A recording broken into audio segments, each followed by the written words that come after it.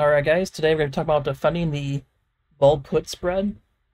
That's what we discussed about in our last video, and people asked how would I defend that, so we're going to talk about that right now.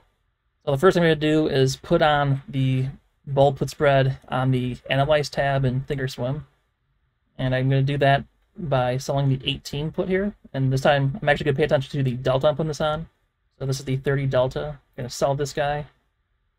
Pretty big spread there, so I'm going to put this up to like mid-price. Then I'm going to do the dollar wide. So I'm going to buy the 17.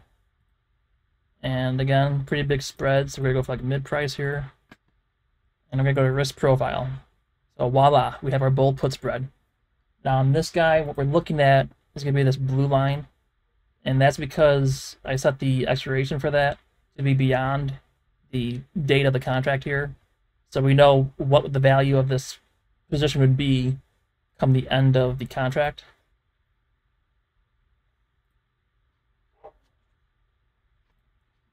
And as we hover our mouse, we're going to be looking at this blue number here. You can see our max profit here is $34, and that's the difference between these two prices we have.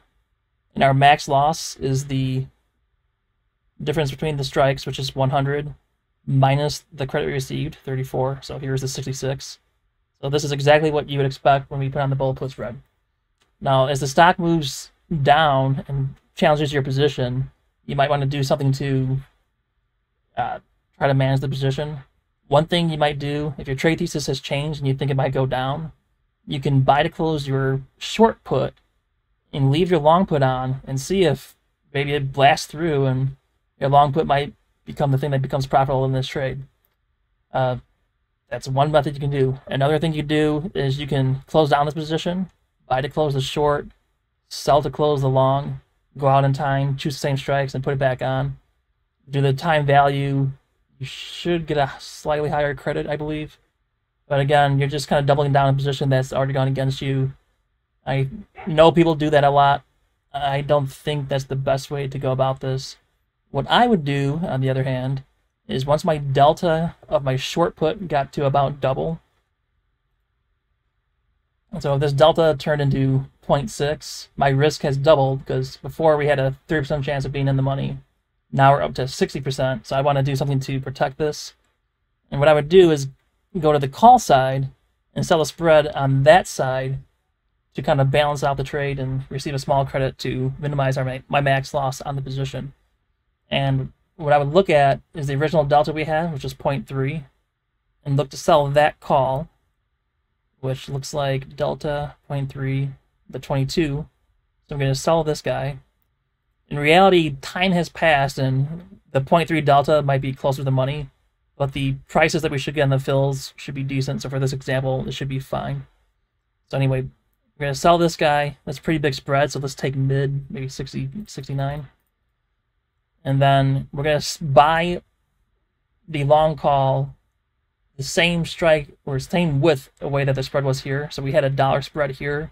We're going to do a dollar spread here. So 22, here's 23. Going to buy this guy. Again, the spread's pretty big, so let's say 55 on that guy. And now if we go back to the risk profile, you see we turn this into an iron condor. Our max profit has actually increased to 48. Before, it was only 34.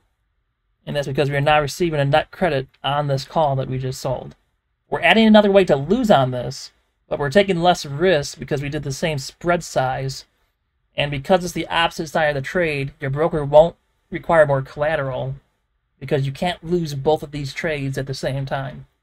So the collateral that held this position is going to be enough to hold this one, and you shouldn't see an increase in collateral needed. So you didn't risk anything more, but you did add a second way to lose on this trade. So another thing to notice is that your max loss has also decreased, and that's because you received a credit from selling the call side. Your max loss is now 52. If we take away that trade, it used to be 66. And then your break-even point, here it's at 1764. Because we received that credit, it's now a little bit better in our favor, 1751. So you gave it a little bit more room to be profitable, and you lowered your max loss on the position. while improving your max gain in the position if it also stays below your call side. So, pretty neat way to manage this is to turn it into an iron condor. And again, this works for like the call side too. Like if you sold a call spread and the stock moves up against it, just sell the opposite end, and same method applies. If you enjoyed this video, and go ahead and subscribe, give it a thumbs up, and then leave some comments and let me know how do you guys manage your bull put spreads. I would love to hear if there's other methods that people use and I haven't seen them yet, so please leave a comment, tell me how you would manage it. And until next time, happy trading. I am not a financial advisor. Any information included in this video is for informational and entertainment purposes only. It is not intended to be investment advice. Please seek a licensed professional for investment, tax, or legal advice.